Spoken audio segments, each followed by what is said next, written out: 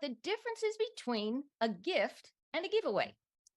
A giveaway is typically a branded or promotional product that is given away freely at events, conferences. They could be used for direct mail campaigns, and it could be an assortment of various products: baseball caps, shirts, bags, totes, drinkware, pens, notepads.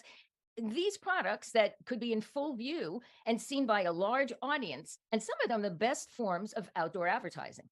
A gift, on the other hand, is about the recipient. What would they like? Not necessarily what you would like or you would like to receive. I'm often asked if a client's gift should be branded with a company logo.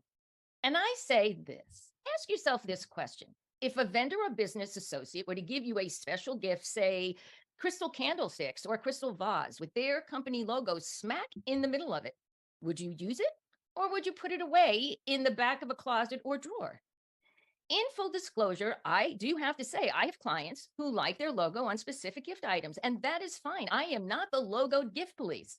My intent is to share information from research and case studies on some of the benefits of strategic gifting.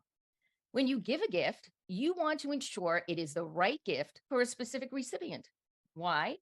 Because what you give is an example of your core values, and what you bring to the relationship is a demonstration and an extension of who you are.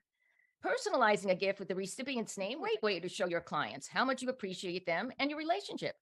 So if you're undecided as to whether you should brand or not brand a gift, remember this: a gift is about the recipient. And if it is the right gift, given with the right intention, they will remember you, whether your logo is on there or not.